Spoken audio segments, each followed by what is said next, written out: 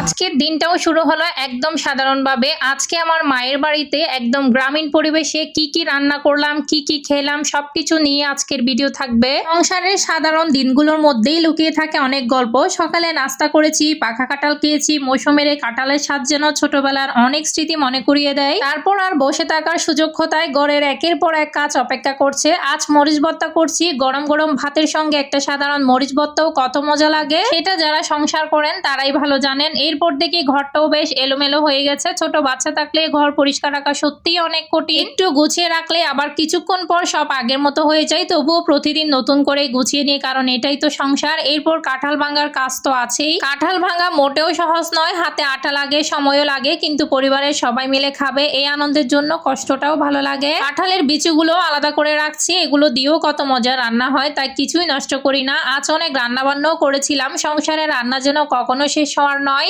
একজনের পছন্দ একরকম, আরেকজনের আরেক রকম। সবাইকে খুশি রেখে রান্না করতে পারলেই মনে হয় দিনের পরিশ্রম সার্থক হয়েছে। এদিকে মরিচ ভর্তার ভিডিও দেখতে দেখতে আপনাদের জিভে যদি জল চলে আসে তাহলে আমার কিন্তু কিছুই করার নেই। আপনারা অবশ্যই বাসায় একটু বানিয়ে খেয়ে নিবেন, এত মজা বলার বাইরে গরম ভাতের সাথে। এরই মাঝে আমার ছোট মেয়েটাকে একটু কলা খেতে দিয়েছিলাম, কিন্তু ও তো খাওয়ার চেয়ে খেলতেই বেশি পছন্দ করে। পুরো কলাটা ভর্তা করে ফেলেছে। ওকে দেখে রাগও হয় আবার হাসিও পায়। বাচ্চাদের এইসব ছোট ছোট দুষ্টুমি তো একদিন বড় হয়ে সুন্দর স্মৃতি হয়ে থাকবে। তারপর রুটি বানানোর কাজ তো আছেই। আজ চালের রুটি করছি। গরম গরম চালের রুটি আর ভর্তা, এমন খাবারের স্বাদই তো আলাদা। সংসারের কাজ যতই কষ্টের হোক, পরিবারের সবাই তৃপ্তি করে খেলে সব ক্লান্তি যেন মুহূর্তেই দূর হয়ে যায়। এদিকে কাঁঠালটা ভাঙার সময় এত কষ্ট হচ্ছিল যা বলে বোঝানোর মতো না। কাঁঠালটা ছিল একদম কাঁচা, যার কারণে এটা কাটাই যাচ্ছিল না। তবে কাঁঠালের কোয়াগুলো দেখে একদম মনটা শান্তি হয়ে গেল। এরকম শক্ত শক্ত কাঁঠালি খেতে আমার অনেক বেশি পছন্দ। তো পরে ভাবলাম যা কষ্ট হলেও তৃপ্তি ভরে খেতে পেরেছি, এটাই তো অনেক। কাঁঠালটা কিন্তু মিষ্টিও ছিল অনেক বেশি।